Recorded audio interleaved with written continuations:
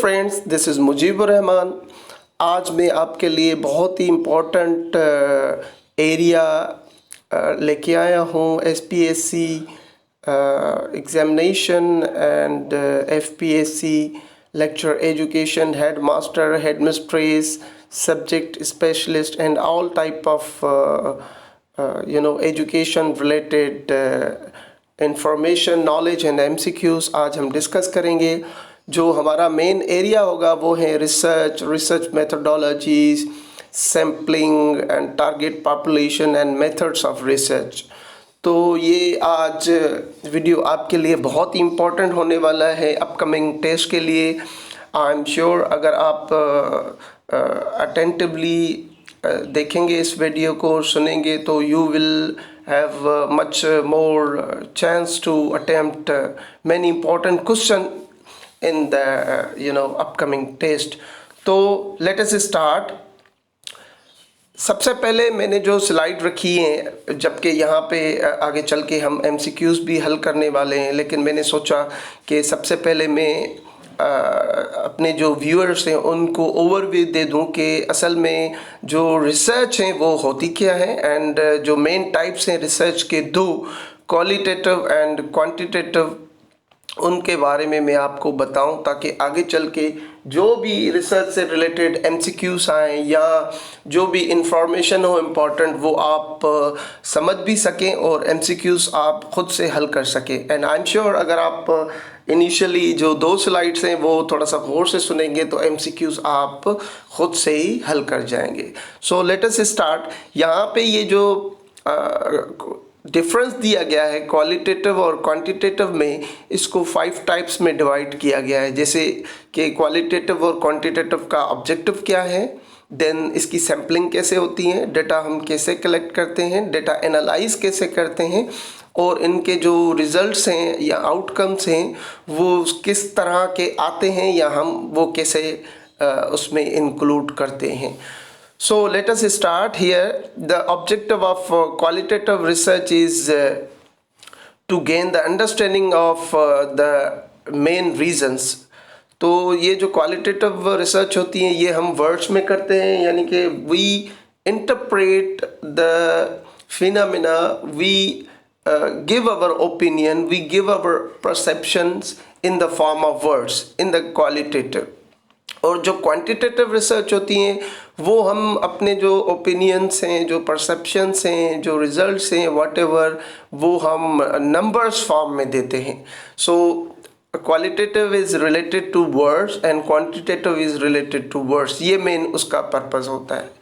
And sampling qualitative में generally small number include करती है, लाइक जो नंबर ऑफ पार्टिसिपेंट्स होते हैं क्वालिटेटिव रिसर्च में वो कम होते हैं कंपैरेटिवली टू क्वांटिटेटिव, और क्वांटिटेटिव में जो नंबर ऑफ पार्टिसिपेंट्स हैं वो ज़्यादा होते हैं। जो नंबर ऑफ पार्टिसिपेंट्स हैं उसको हम जनरली सैंपल कहते हैं, जो टारगेट पॉपुलेशन से हम लेते हैं। अच्छा जी, हम चलते हैं अब डेटा कलेक्शन। तो डेटा कलेक्शन क्वालिटेटिव में इंटरव्यूज़, ऑब्जर्वेशन, फील्ड नोट्स के थ्रू होती हैं, और क्वांटिटेटिव में मेजरमेंट, स्टैटिक्स के थ्रू ही डेटा कलेक्ट होती है, जिसमें हम नंबर्स को एनालाइज करते हैं, और क्वालिटेटिव में हम वर्ड्स को, ओपिनियंस को एनालाइज करते हैं, जिसको हम फिर डेटा एनालिसिस भी कहते हैं। तो डेटा एनालिसिस जनरली क्वालिटेटिव का थीम्स के थ्रू होता है, पैटर्न्स के थ्रू या फीचर्स के थ्रू होता है, और क्वांटिटेटिव में नंबर्स के थ्रू होता है, जहाँ पे हम स्टैटिक्स के रिलेशनशिप शो करते हैं। And then the outcomes in the qualitative research are in the form of narrative report, in the description और डायरेक्ट कोटेशन। और क्वांटिटेटिव में स्टैटिक्स जनरली शो करती हैं correlation, comparison, means, median, mode and other significant findings related to numbers and measurements। तो ये एक general overview है कि क्वालिटेटिव और क्वांटिटेटिव रिसर्च क्या होती है। और जनरली रिसर्च की मीनिंग होती है टू इंक्वायर समथिंग, जिसमें आप या तो प्रॉब्लम फाइंड आउट करते हैं या तो आप उस प्रॉब्लम का सॉल्यूशन सजेस्ट करते हैं। सो अब हमने इस स्लाइड से ये जाना कि रिसर्च होती क्या है और रिसर्च के दो जो मेन टाइप्स हैं वो क्या होती हैं और उनके कौन से मेन कंपोनेंट्स हैं। आगे चल के हम सैम्पलिंग और ऑल अदर ये जो 5 कंपोनेंट्स हमने दिए हैं इनको स्टडी करने वाले हैं। Hope that this is going to be useful for you. और इससे बहुत सारे MCQs आते रहते हैं कि क्वालिटेटिव और क्वांटिटेटिव क्या है, सैम्पलिंग क्या है, डेटा कलेक्शन कैसे होती है, डेटा एनालिसिस कैसे होती हैं और इसके आउटकम क्यों ज़रूरी हैं और वो किस तरह से होते हैं। Let us go for next slide. यहाँ पे मैंने सोचा कि एक जनरल आपको मैप दिखा दूँ जिसमें सैम्पलिंग और सैम्पलिंग के जो टाइप्स हैं वो आपको पता चल जाए, ताकि आगे चल के जो आप सैम्पलिंग के MCQs अटेम्प्ट करें तो आसानी से आपको आ जाए। और जनरली मैंने देखा है कि सैम्पलिंग से रिलेटेड जो टाइप्स हैं उनकी मीनिंग या थोड़ी सी एक्सप्लेनेशन आ जाती है कि आप बताएं कि ये सैम्पलिंग की कौन सी टाइप है या इसको हम सैम्पलिंग की कौन सी टाइप में इंक्लूड कर सकते हैं। तो जनरली सैम्पलिंग मैंने आपको बताई कि जो टारगेटेड पॉपुलेशन से हम नंबर ऑफ पार्टिसिपेंट्स चूज़ करते हैं उसको हम सैम्पलिंग कहते हैं। और सैम्पलिंग के दो मेन टाइप्स हैं, probability sampling and non probability sampling. Probability sampling को आप जनरली रैंडम सैम्पलिंग कह सकते हैं और रैंडम को आप जनरली अनस्ट्रक्चर्ड सैम्पलिंग भी कह सकते हैं। और नॉन प्रोबेबिलिटी को आप नॉन रैंडम सैम्पलिंग भी कह सकते हैं और या तो आप स्ट्रक्चर्ड सैम्पलिंग भी कह सकते हैं। फिर प्रोबेबिलिटी या रैंडम सैम्पलिंग में यहाँ पे 4 मेन टाइप्स आप देख सकते हैं, simple, systematic and stratified cluster. फिर सिंपल में simple random, systematic random and then stratified random and random cluster itself. और ये सारी जो सैम्पलिंग की टाइप्स हैं प्रोबेबिलिटी में ये मल्टी स्टेज होती है, मतलब यहाँ पे जो सैंपल साइज हैं या नंबर ऑफ पार्टिसिपेंट्स है वो बहुत ज़्यादा लिए जाते हैं। एंड देन नॉन प्रोबेबिलिटी या नॉन रैंडम या स्ट्रक्चर सैंपल के यहाँ पे मेन 4 टाइप्स हैं again, quota sampling, purposive sampling, volunteer sampling and haphazard sampling. अब कोटा सैम्पलिंग में यदि जनरली कोई कोटा होती है, जनरली सिलेक्टिव पार्टिसिपेंट्स होते हैं। देन पर्पसिव सैम्पलिंग जो किसी पर्पस पे हम नंबर ऑफ पार्टिसिपेंट्स को सिलेक्ट करते हैं, वो पर्पस दिया जाता है कि मैंने ये जो पार्टिसिपेंट सिलेक्ट किए हैं इसका ये पर्पस है। देन यहाँ पे वॉलंटियर सैम्पलिंग है जिसमें 2 टाइप्स हैं, snowball and self selection. Snowball में ये होता है जब आप एक पार्टिसिपेंट से मिलते हैं तो वो दूसरे पार्टिसिपेंट को रिफ़र करता है वो बॉल को, यानी वो बॉल दूसरी तरफ कर देता है, like you know one participant is itself a ball and then it moves the ball like it refers to another participant जो उस टारगेट से रिलेटेड होता है। तो स्नोबॉल का मतलब होता है कि एक पार्टिसिपेंट दूसरे पार्टिसिपेंट को रिफ़र करे। एंड सेल्फ सिलेक्शन आप खुद ही से सिलेक्ट करते हैं कि आपके लिए कौन सा पार्टिसिपेंट बेस्ट रहेगा जो आपकी टारगेट को, गोल को अचीव करने में मदद करे। देन हैप्पैज़ार्ड इज़ कन्वीनियंस, लाइक आप अपने कन्वीनियंस के बुनियाद पे कोई नंबर ऑफ पार्टिसिपेंट सिलेक्ट करते हैं। Convenience can be in the form of cost effectiveness, transport, data collection, data compilation, कोई भी सहूलत आप देखें तो आप उसको कन्वीनियंस सैम्पलिंग में इंक्लूड कर देंगे। देन फिर आगे चल के भी अदर टाइप्स हैं पर्पसिव सैम्पलिंग के, और जिसमें extreme case purposive sampling, heterogeneous, homogeneous and typical case purposive sampling, theoretical sampling, ये सारे टाइप्स सैम्पलिंग में आ जाते हैं। लेकिन यहाँ पे जो मेरा मकसद है इस स्लाइड को इंक्लूड करने का वो यही था कि आपको पता चले सैम्पलिंग होती क्या है, उसके कौन से मेन टाइप्स हैं और उनका मतलब क्या है जो आपने यहाँ से डिड्यूस कर लिया। तो आगे चलते हैं अब हम अपने MCQs की तरफ। अब अगर आपने अटेंटिवली सुन लिया तो आई एम श्योर कि ये सारे MCQs जो भी आ रहे हैं आप आराम से ख़ुद से ही हल कर लेंगे। तो सबसे पहला हमारा जो मल्टीपल चॉइस क्वेश्चन है वो है the process of selecting a subset of a population for a survey is known as dash. Survey research, B representation, C parameter, D sample.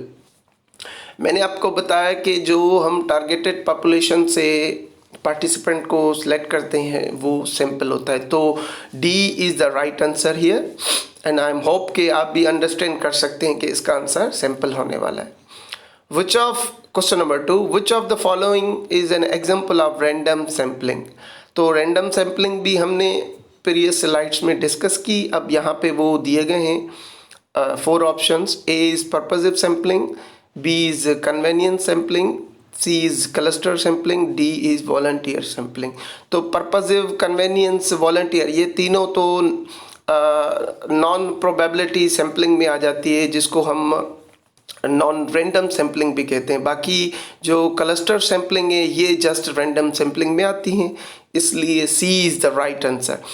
इसके अलावा यहाँ पे आप देखेंगे कि मैंने राइट साइड ऑफ एमसीक्यूज एक स्लाइड, छोटी सी स्लाइड दी है जिसमें आपको थोड़ा सा डिफरेंस पता चलेगा in between simple random sampling and stratified random sample.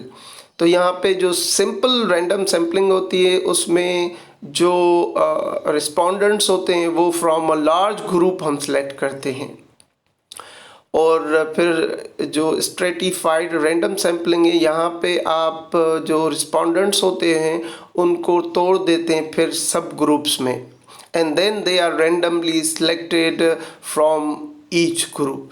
तो ये जस्ट थोड़ा सा डिफरेंस है सिंपल रैंडम सैम्पलिंग का और स्ट्रेटिफाइड रैंडम सैम्पलिंग का, जो आपको पता होना चाहिए ताकि आगे चल के आपको ये भी हेल्प करने वाला है।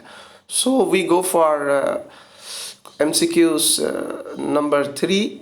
When each member of a population has an equal chance of being selected is called dash. A non-random sampling method A, B is a quota sample, C is a tentative sampling method, and D is an equal probability selection method. I think this is easy. D is right answer because equal chance of being selected is an equal probability selection method. तो ये आसान है, आप खुद से भी समझ सकते हैं कि इसका right answer is D. Then question number 4 is which of the following would require the largest sample size? A largest sample size कौन से type of sampling में होता है? Then there are 4 option and the correct answer is cluster sampling. हमने पहले भी discuss किया कि cluster sampling या जो random sampling है वो large stage sampling होती है, उसमें जो number of participants हैं, number of respondents हैं, या जो ओवरऑल टारगेट पॉपुलेशन या सैम्पलिंग है वो हम ज़्यादा बड़ी लेते हैं ताकि हमें डेटा जो भी मिले वो रिच डेटा हो और जिससे हमारा गोल अचीव हो सके।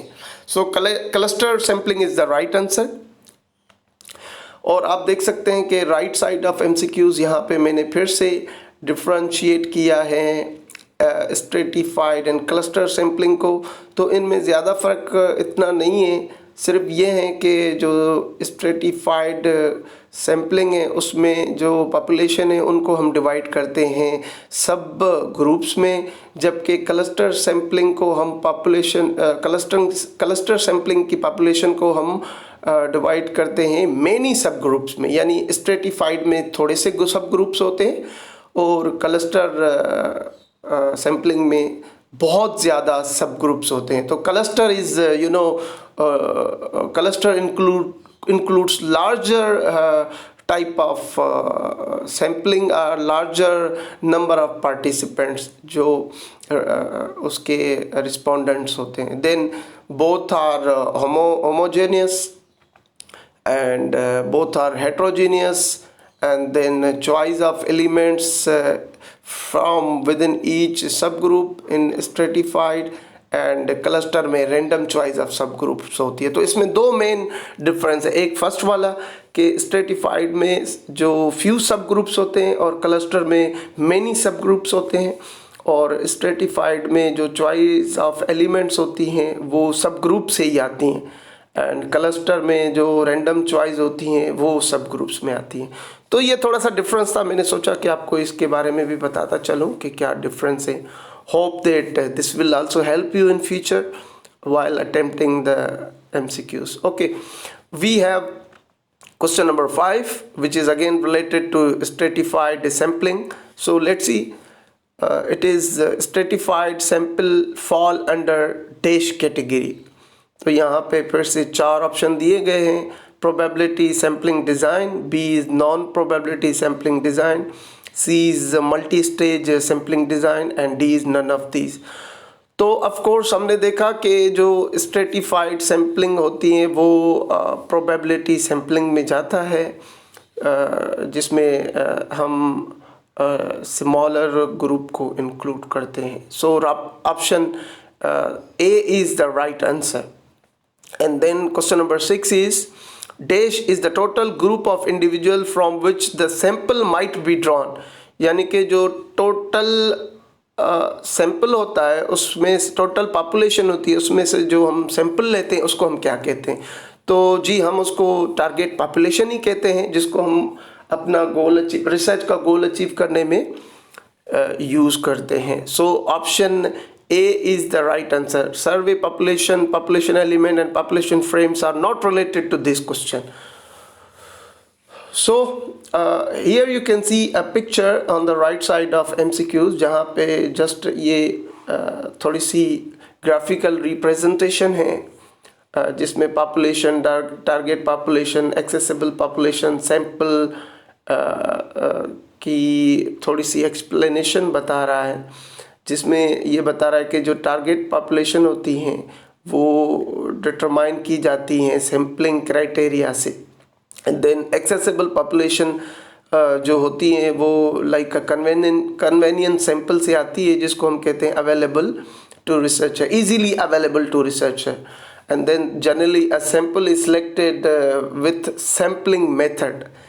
तो ये सैम्पलिंग जो हम करते हैं ये भी मैं आपको बताता चलूँ कि क्वालिटेटिव में सैम्पलिंग कुछ अलग तरीके से होती है और क्वांटिटेटिव में कुछ अलग तरीके से होती है। क्वांटिटेटिव में एक फार्मूला होता है जिसके बुनियाद पे हम सैम्पलिंग करते हैं। लाइक उसमें जनरली ये होता है कि क्वांटिटेटिव की बात कर रहा हूँ कि अगर उसमें सपोज कर ले आपके 1000 पार्टिसिपेंट्स हैं, तो आप फार्मूला उसमें अप्लाई करते हैं। एक टेबल होती है जिसमें से जनरली आपके 250 फिर पार्टिसिपेंट्स इंक्लूड हो जाते हैं टारगेट पॉपुलेशन में या सैंपल में। तो 1/4 of the population is generally selected from the overall population for your research target sample or target population।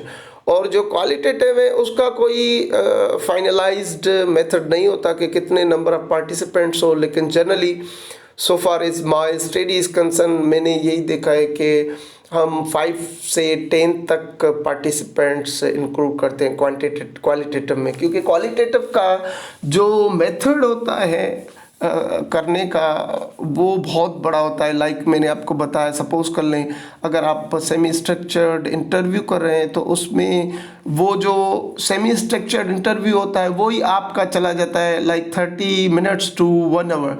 तो उसमें वो बहुत कॉम्प्रिहेंसिव होता है, इसलिए हम उसका सैंपल कम लेते हैं ताकि वो जो डेटा हो वो 10 पार्टिसिपेंट से आ जाए लेकिन वो रिच हो। And in the quantitative research जो डेटा आता है वो हम नंबर्स के थ्रू लेते हैं, इसलिए उसमें बहुत ज़्यादा सैंपल साइज़ रखते हैं, नंबर ऑफ पार्टिसिपेंट, ताकि उसका भी हमें जो डेटा हो वो रिच मिले। So this is all about the population and sampling. Let us go for question number 7. Which of the following is non-probability sampling?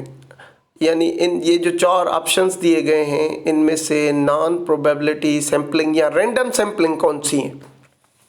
तो जनरली हमने देखा कि snowball is the random non probability sampling, I mean non random sampling, sorry. तो यहाँ पे non random sampling कौन सी है? तो random B cannot be the random, cluster is random, stratified is random. So the right answer is snowball because it comes in the non-random category. और snowball मैंने आपको बताया कि ये टेक्निक होती है सैम्पलिंग की जिसमें एक पार्टिसिपेंट दूसरे पार्टिसिपेंट को रेफ़र करता है, क्योंकि एक पार्टिसिपेंट को ही पता होता है कि इस रिसर्च के लिए कौन सा पार्टिसिपेंट राइट है और कौन सा पार्टिसिपेंट हमें सही डेटा दे सकता है। तो snowball is the right answer which is non probability या नॉन रैंडम सैम्पलिंग टेक्निक। तो question number 8 is what is the purpose of doing research? हम रिसर्च करते क्यों हैं? रिसर्च हम जो करते हैं वो उसके दो पर्पसेस होते हैं। लाइक या तो हम प्रॉब्लम को आइडेंटिफाई करते हैं या तो हम सॉल्यूशन सजेस्ट करते हैं। So option C is going to be the right answer, both A and B, identify problem and to find solution. सो ये था क्वेश्चन नंबर 8। अब हम देख लें what is the key difference between probability sampling and non probability sampling. मैंने आपको जो सेकंड स्लाइड थी उसमें बताया कि प्रोबेबिलिटी सैम्पलिंग और नॉन प्रोबेबिलिटी सैम्पलिंग क्या होती हैं और उसके टाइप्स क्या हैं। यहाँ पे थोड़ा सा उसी डिफरेंस को एम्फसाइज करने के लिए आप देख सकते हैं हियर द डिफरेंस। तो probability sampling is a sampling technique in which the subjects of population get an equal opportunity to be selected। यहाँ पे equal opportunity होती हैं कि हर पार्टिसिपेंट को कि वो सिलेक्ट हो। और नॉन प्रोबेबिलिटी सैम्पलिंग में sampling is method of sampling wherein it is not known that which individual from the population will be selected as sample। तो यहाँ पे equal participation का चांस नहीं होता। मैंने आपको बताया जो probability होती है वो random selection होती है and non probability is like non random selection।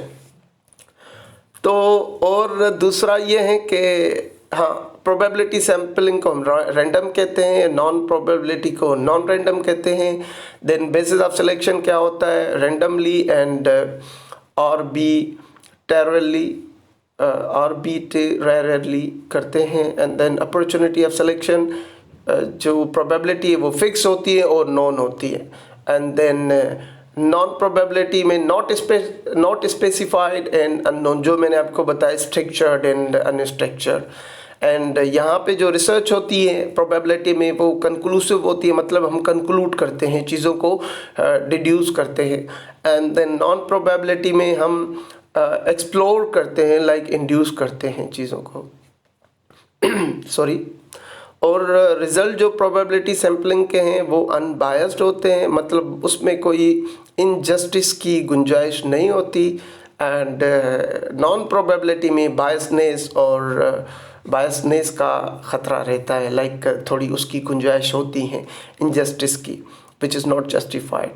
Method probability sampling का ऑब्जेक्टिव होता है और नॉन प्रोबेबिलिटी का सब्जेक्टिव होता है। मतलब objective is usually use in quantitative field and subjective is qualitative। and then inference इनका जो प्रोबेबिलिटी का है वो स्टैटिक्स से रिलेटेड होता है, वो एनालिटिकल होता है। यानी जो स्टैटिक्स हैं ये क्वांटिटेटिव से रिलेटेड हैं और एनालिटिकल जो हैं वो क्वालिटेटिव से रिलेटेड है। तो यहाँ से हम जो डिड्यूस कर रहे हैं, जो फाइनली मीनिंग निकाल रहे हैं वो ये हैं, जो प्रोबेबिलिटी सैम्पलिंग है, रैंडम सैम्पलिंग है, ये क्वांटिटेटिव रिसर्च में यूज़ होती हैं जनरली।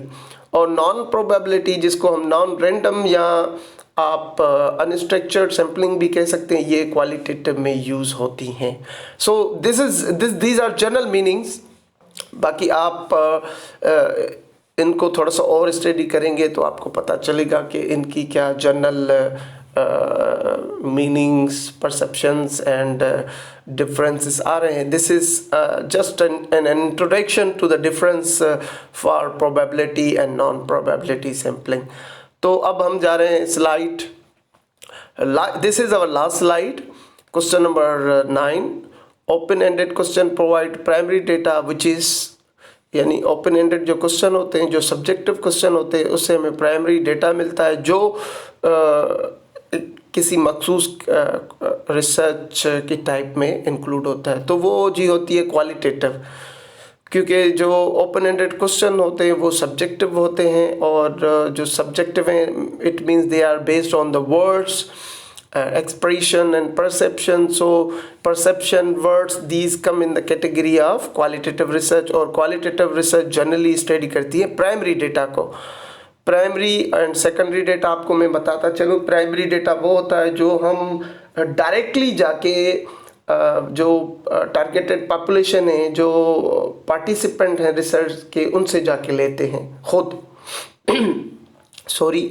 और जो सेकेंडरी डेटा होता है वो हम लाइक इंटरनेट से लेते हैं या सेकेंडरी सोर्सेस से लेते हैं, और वो किसी बंदे से जाके, जो प्राइमरी बंदा है उससे जाके हम नहीं लेते।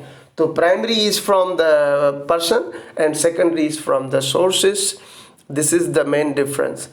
And then question number 10 is a question during interview such as why do you think so is dash. A probe, B filter question, C response, D pilot. So answer, right answer is probe. Probing आप करते हैं semi structure interview में या general interviews में। probing like आपने कोई सवाल पूछा कि फिर आप उसका रीज़न पूछते हैं। जब आप रीजनिंग करते हैं, चीज़ों को रेशनलाइज करते हैं, तो उसको हम क्वालिटेटिव रिसर्च में या इंटरव्यू गाइड में प्रोबिंग कहते हैं। मतलब आप डेटा को और डिग डीपर करते हैं, डेटा को और ज़्यादा वैलिडेट करते हैं, जिसको हम प्रोबिंग के कैटेगरी में इंक्लूड करें। दो it is probing itself when you ask reasoning question after your main question. इसको हम सब क्वेश्चन भी कहते हैं, और सब कैटेगरी सॉरी इसको हम प्रोबिंग ही कहेंगे जनरली।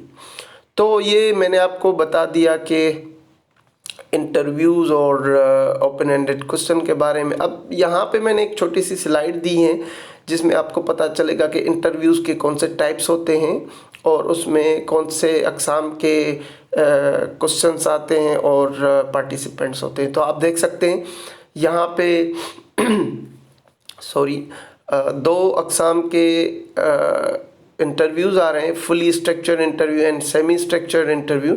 जो फुली स्ट्रक्चर्ड इंटरव्यू होता है वो सिस्टमेटिक होता है, उसमें कोई चेंज नहीं होती, जो सवाल लिखते हैं बस वही पूछेंगे।